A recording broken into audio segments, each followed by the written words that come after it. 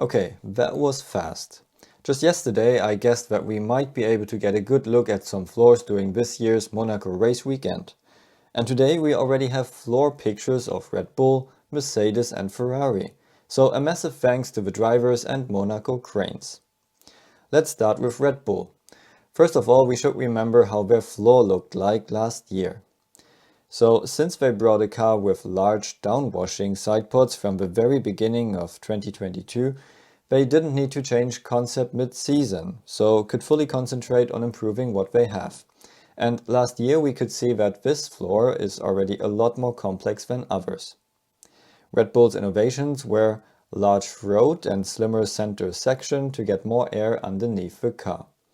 Steps at the back to re-energize the center flow to be able to work the diffuser harder. And metal skids at the side to avoid the floor edge from touching the ground.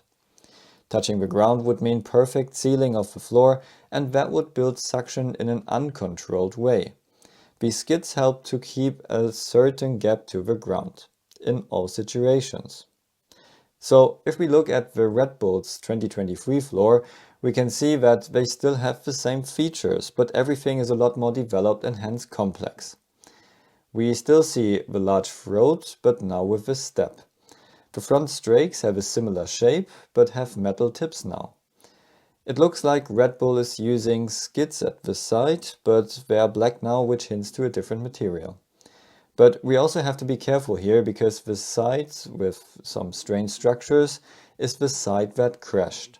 So some shapes could be the result of the crash instead of some clever tricks. There are still the 3 steps at the back of the center section. These small ramps create vortices which mix weak and strong flow near the center wall, so the diffuser can be worked harder and produce more downforce. Red Bull is taking as much volume as possible and only leaves the structure in the center that is really necessary. And a new feature are the aggressive vertical kicks in the diffuser surface. You can only work with these kicks if you know what you are doing. Because if you stress the flow too much, you can separate the flow, and you normally don't want any separations in the floor area. But if you know what you are doing, then these kicks can help to improve pressure distribution, they can create more downforce, and, important at the Red Bull, can overstress the flow in a controlled way in certain situations. Red Bull had a very gentle vertical expansion last year to start with these new rules, but since then they had time to concentrate on details, and these kicks are one of them. If you want to know more about vertical and horizontal expansion in F1 floors, check out my other video below. So, if the Red Bull is stressing the flow a lot during normal driving, it could be overstressed and separate if its support isn't there anymore. What I mean by this is, if you use DRS and open the rear wing flap, the support from the rear wing is much less. So the beam wing support is less, and this could cause the diffuser flow to separate at these kick points. This in return would reduce lots of downforce and would reduce much more drag than any other car on the grid, which is what we are seeing right now at the moment. Interesting is also that the plank is black and scratched in a few places. The car didn't drive very long when it crashed, and it's possible the team wanted to check where it scratches. Most scratches are at the front, some underneath the driver and some at the rear. Also, there are more scratches on the left-hand side on this clockwise track. So we have a relatively even wear on this plank. Now let's go to the Ferrari floor. Ferrari had a very simple floor last year already, and it is still a very gentle surface. But also Ferrari uses a large throat at the entry now, and we can see skids at the sides. There are no steps at the back, but there is still a very slim rear center section. The main channel, however, is very smooth and simple without kick points.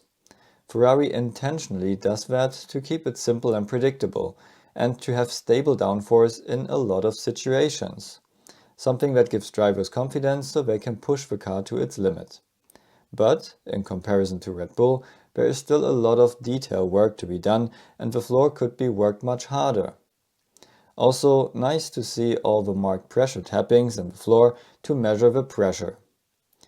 And now let's have a look at the brand new Mercedes floor. We couldn't wish for better pictures. The Mercedes floor used to be a simple floor, if not the simplest floor last year.